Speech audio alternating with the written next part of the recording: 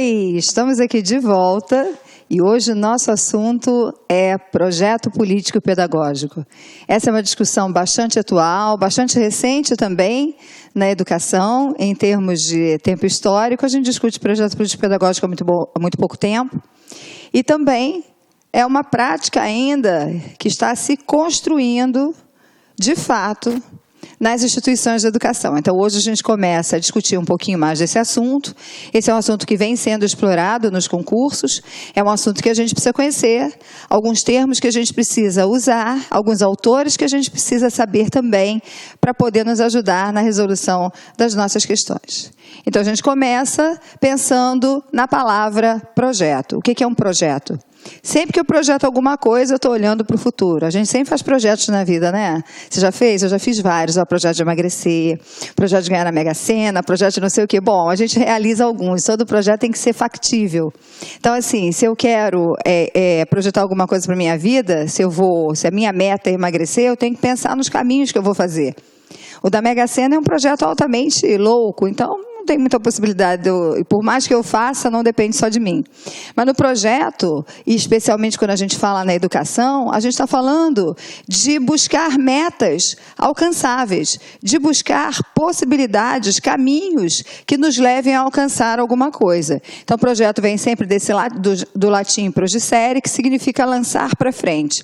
Então é sempre uma ação intencional, minha intenção, eu só projeto aquilo que eu tenho intenção de, sistemática, porque eu tenho que buscar caminhos, sistematizar ações para que eu possa conseguir, onde estão presentes sempre a ideia de ruptura e de continuidade. Eu vou romper com aquilo que eu não quero, que não me interessa mais, e vou dar continuidade a tudo aquilo que é interessante para a minha instituição, para as práticas cotidianas, para aquilo que me cerca. É como se a gente estivesse falando também do instituído e do instituinte. O instituído é aquilo que está presente cotidianamente nas instituições, aquelas práticas já cristalizadas, aquelas ações que já são tão habituais que não passam mais, muitas vezes, por nenhum tipo de reflexão.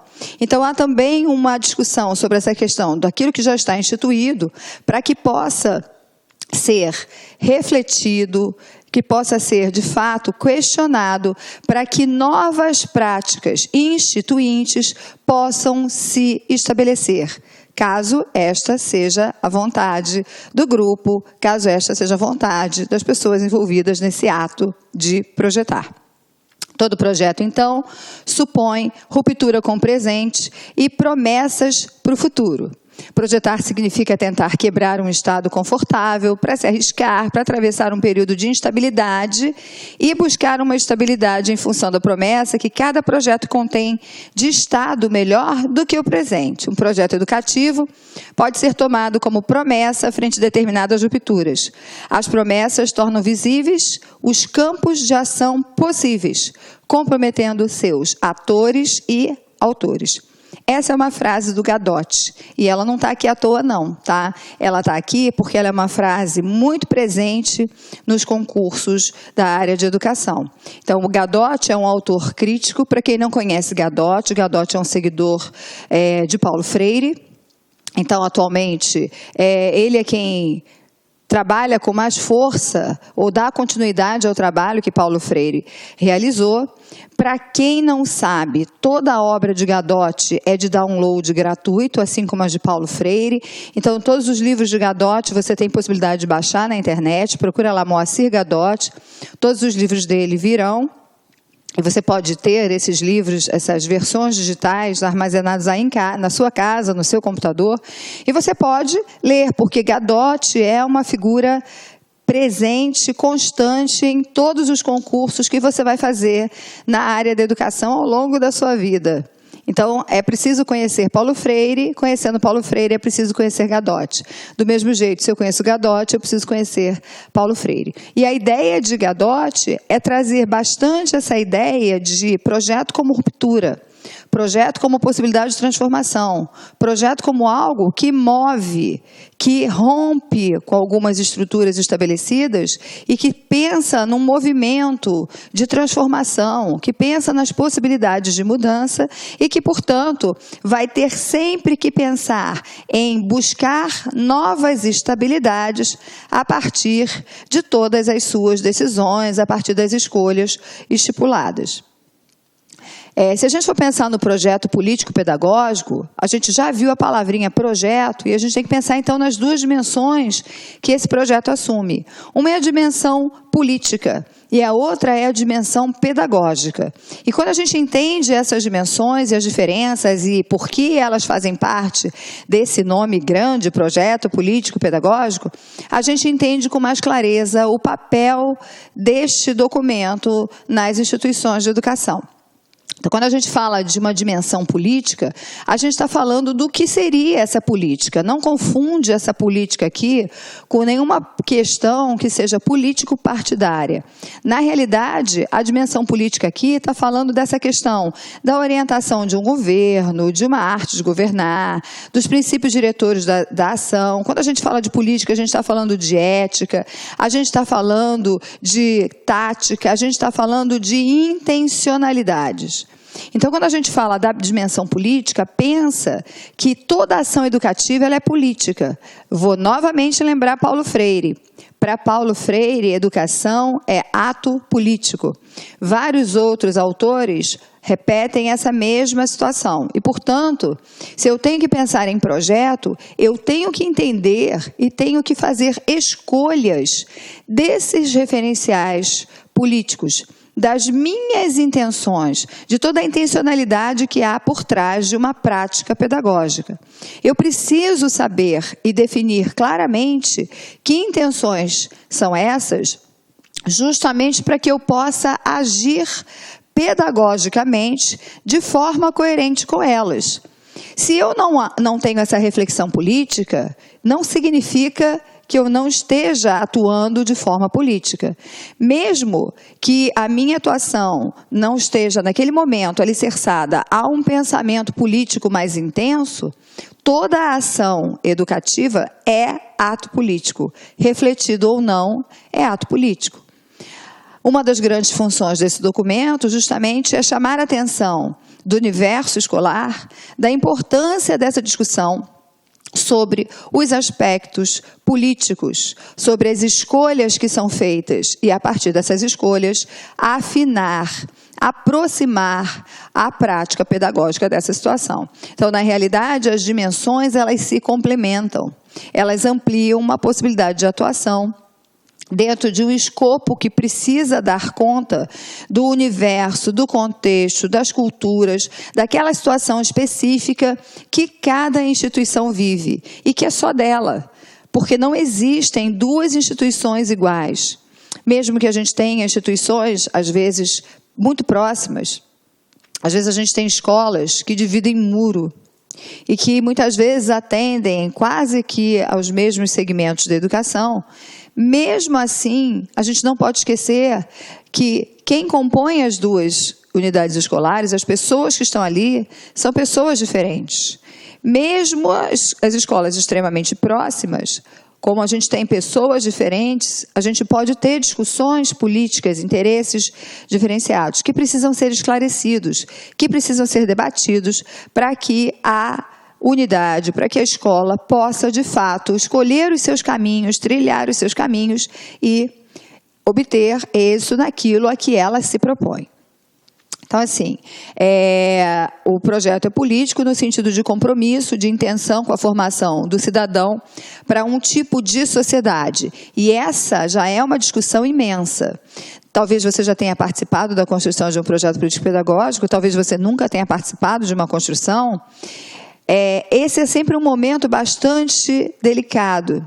Delicado porque você começa a discutir concepções de escola, de vida, de criança, aquilo que você acha que é a meta, e são discussões, muitas vezes, polêmicas. E eu não estou querendo trazer polêmica aqui com o sentido de briga, estou querendo dizer pontos de vista diferentes que precisam ser afinados, que precisam chegar a algum lugar comum, alguma coisa próxima, justamente para que aquela escola inteira possa caminhar na direção daquilo que é decidido.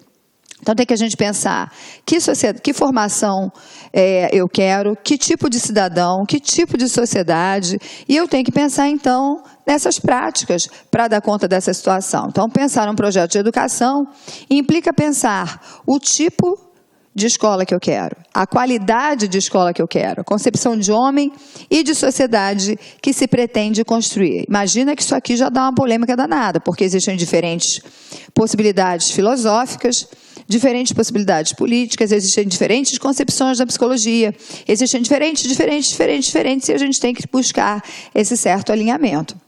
Mas essa é uma discussão necessária, é uma discussão extremamente necessária, porque o projeto político-pedagógico é aquele documento norteador do trabalho da escola, norteador da prática pedagógica. Então, eu não posso ter na escola professores que pensem diferente e que também ajam de forma diferente.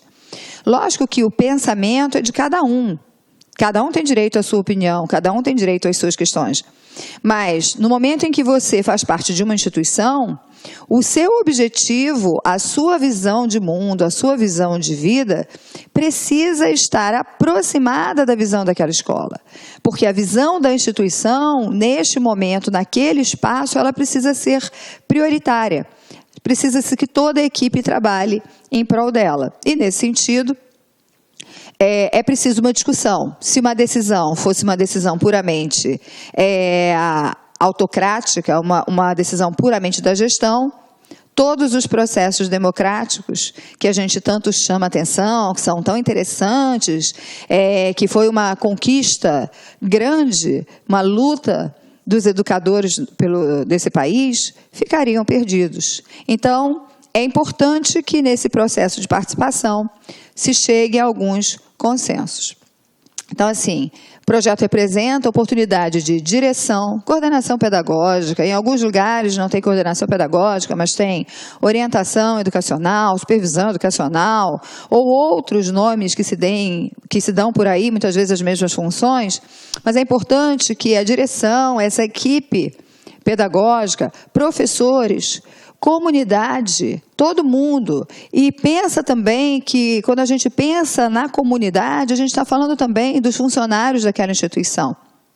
Então, todo mundo tem que estar participando dessa discussão. A gente está falando da comunidade, dos funcionários, a gente está falando dos responsáveis e a gente está também falando dos alunos. Então, é o momento de tomar a escola nas mãos, de definir o papel estratégico na educação das crianças, dos jovens, de organizar as suas ações, visando atingir os objetivos que se propõem. É o ordenador, é o norteador da vida na escola. Essa é uma frase do Libânio. Então, Libânio, corroborando um pouquinho essa ideia de mudança, que a gente tinha falado anteriormente, até que vinha de Gadotti, é essa ideia de você parar e discutir, de fato, qual é o trabalho que aquela escola se propõe.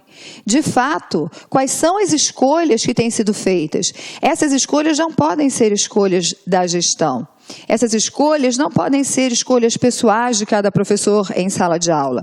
Essas escolhas têm que envolver os desejos, as intenções de todos os envolvidos naquele processo, inclusive os alunos, e inclusive as famílias dos alunos e a comunidade do entorno da escola, que precisa estar atuando o tempo inteiro.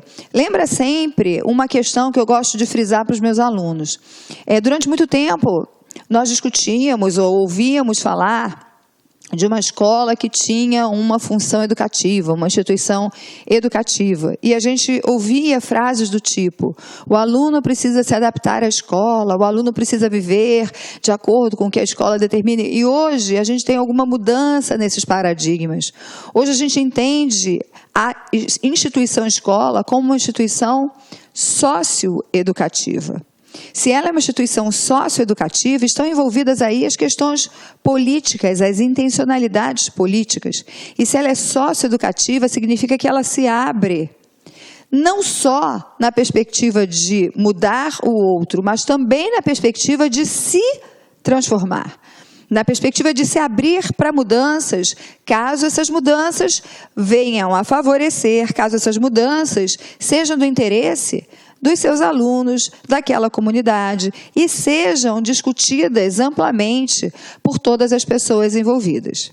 Existe um trabalho muito grande ao realizar o projeto político-pedagógico, que é um trabalho de desprendimento. Lógico que ele é muito característico de uma gestão que é uma gestão democrática, ou uma gestão participativa. Um gestor autoritário, que não deveria ser chamado de gestor, na realidade deveria ser chamado de diretor, mas se eu tenho uma possibilidade de autoritarismo à frente das instituições, dificilmente essa abertura ao diálogo, essa abertura à crítica, essa abertura a novas possibilidades de entendimento, dificilmente elas se estabelecerão. Então, uma característica importante para a gente lembrar é gestão democrática.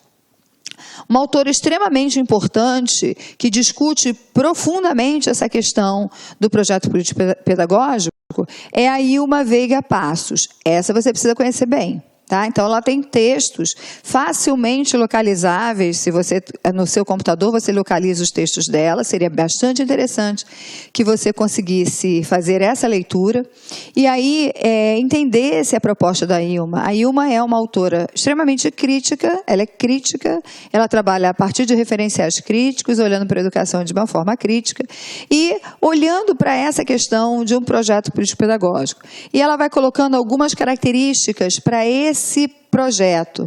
Então, ela vai dizendo, é sempre um processo participativo de decisões. A gente está falando o tempo inteiro de decisões que são partilhadas.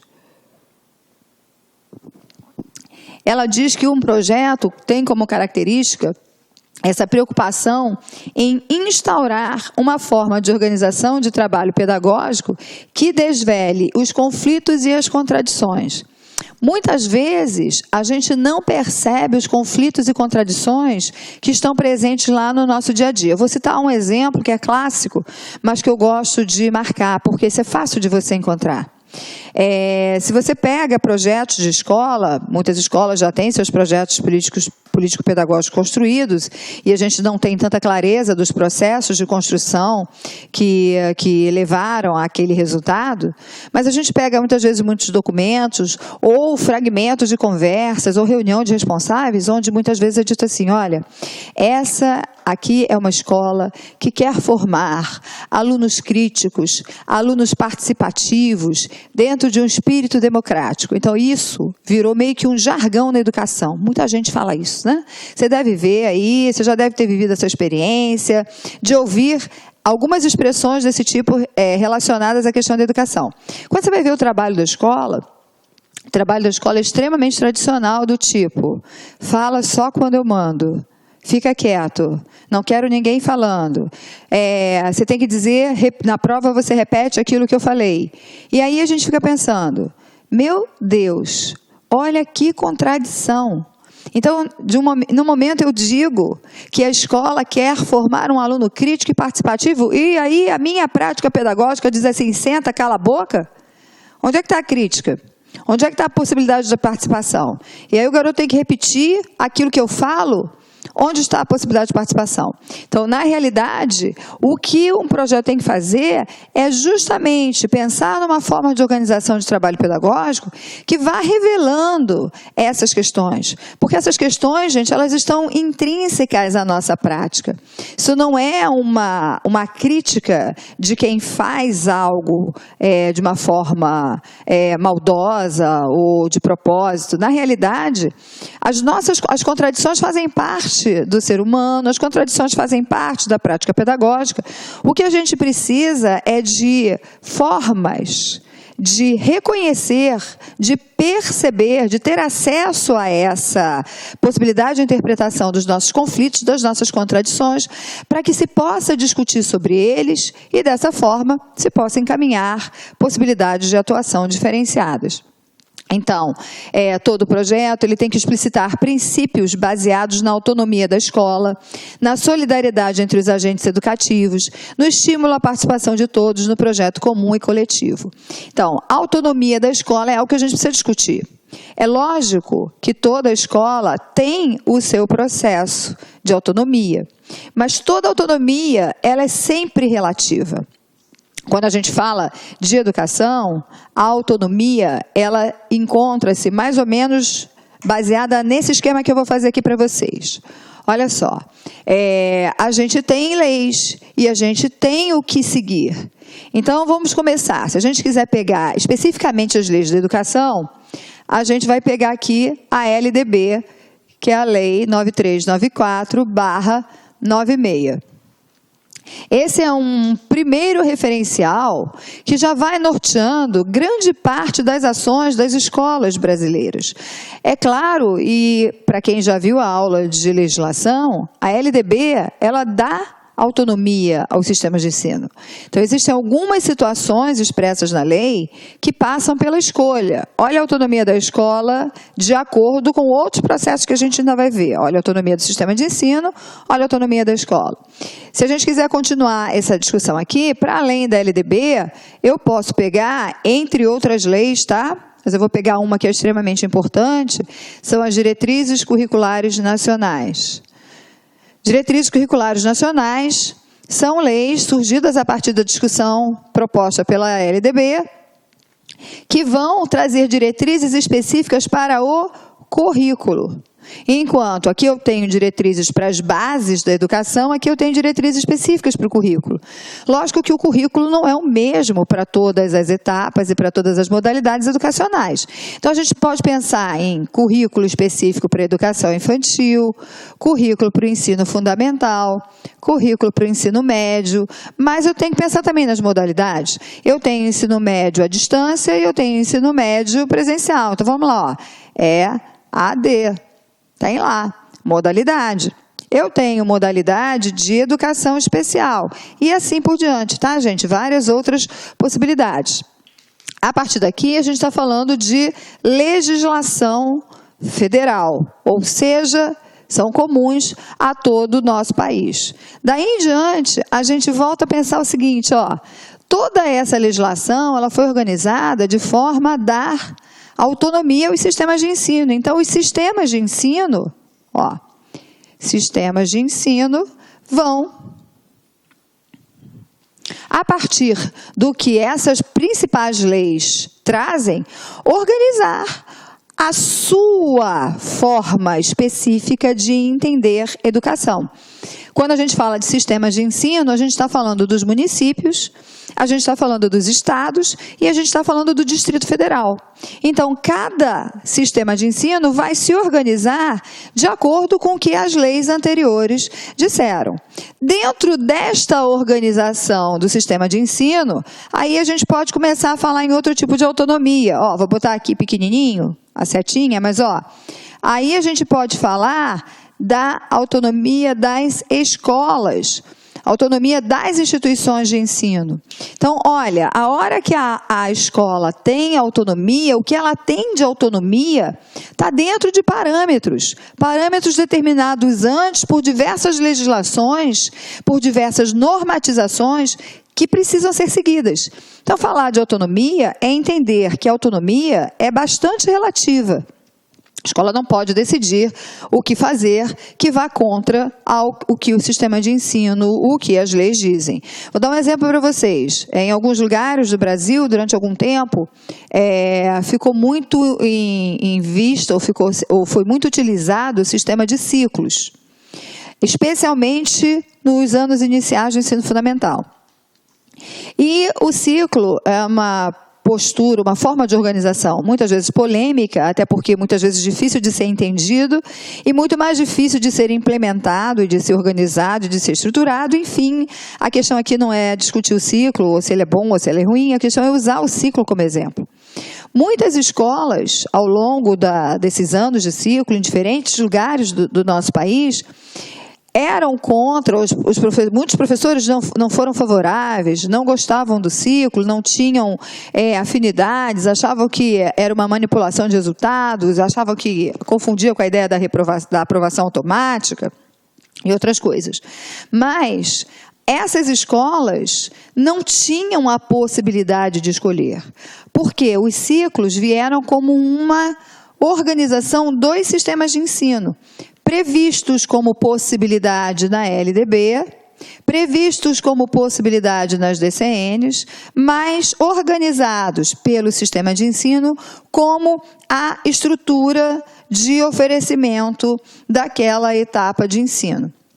Portanto, as escolas, por mais que a gente fale de autonomia, tem a sua autonomia limitada. Ela jamais poderia, por exemplo, usando em nome da sua autonomia, dizer, ciclo aqui não entra. Não é assim que funciona. Então, a gente precisa entender que nem tudo pode uma escola, nem tudo pode uma gestão, nem tudo é possível. Na realidade, eu preciso conhecer bastante a legislação federal, a legislação municipal ou a legislação estadual, seja o que for, para você poder entender qual é o tipo de autonomia, até que ponto a minha autonomia ou a autonomia das escolas pode ser, de fato, organizada.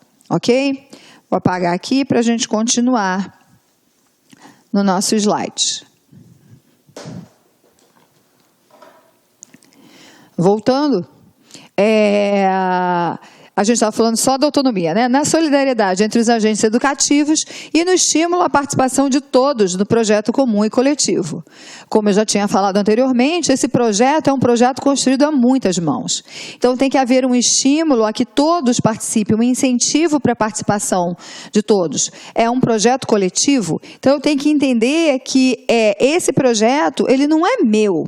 Ele não é um projeto do gestor, ele não é um projeto do orientador, ele é um projeto da coletividade, ele é um projeto da escola. E, portanto, para ser de fato considerado um projeto da escola, precisa ser construído por toda a escola. Há também que conter opções explícitas na direção de superar problemas no decorrer do trabalho educativo voltado para uma realidade específica.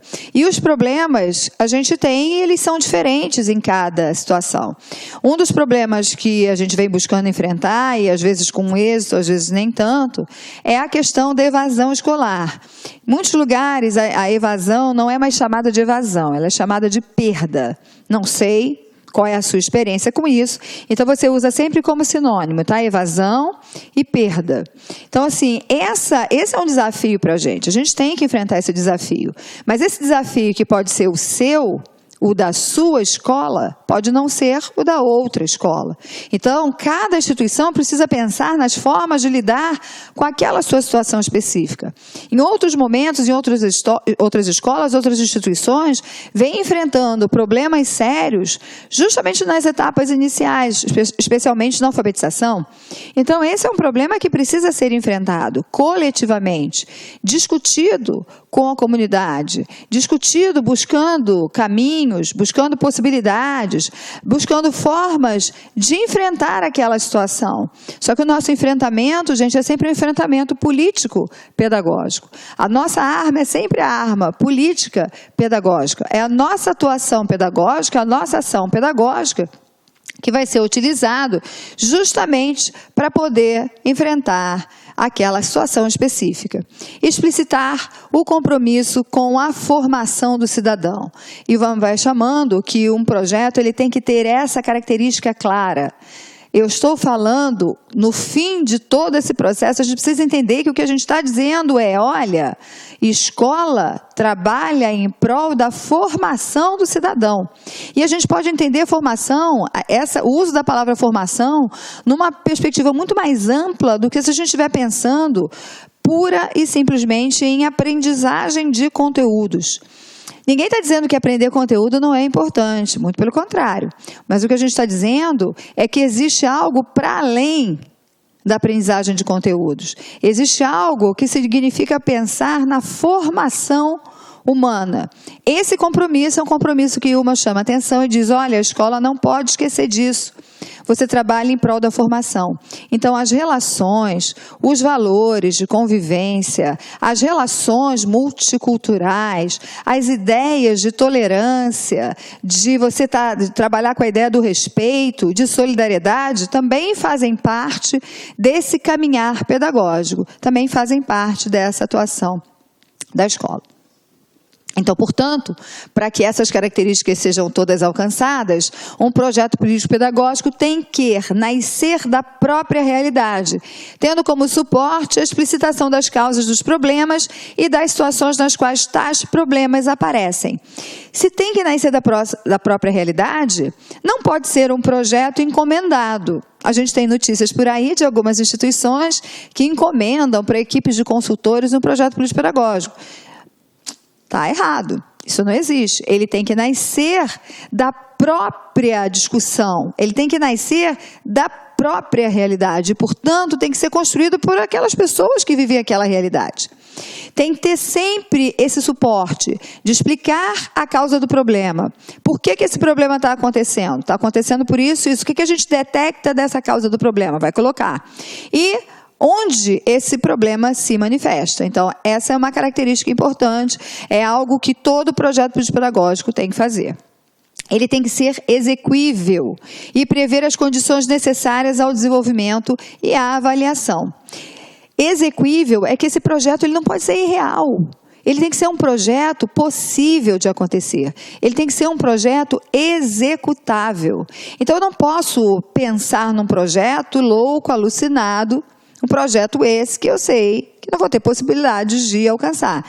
Então, não adianta eu pensar em situações maravilhosas, equipamentos maravilhosos, se eu não tenho recursos para isso. Então, eu tenho que pensar dentro das possibilidades da instituição, dentro daquilo que é possível, dentro daquele arcabouço de possibilidades, o que realmente interessa aquela instituição, aquilo que é execuível. Pensa que o projeto precisa ser desenvolvido, porque senão ele não sai do papel. Se eu gastar horas e horas com a comunidade, discutindo, a gente monta o documento, bacana. E aí? Ele precisa ser execuível para que ele possa acontecer. Fala, galera, e aí, você está gostando dessa super aula? Você vai fazer o concurso para o Magistério do Rio de Janeiro? Então não perca tempo. Acesse o nosso site cidconcursos.com.br e adquira a turma completaça por apenas 10 parcelinhas de R$20. É o melhor custo-benefício do mercado. Então, meu companheiro, minha companheira, está esperando o quê? Venha para o Cid Concursos e seja um aluno diferenciado. Clique lá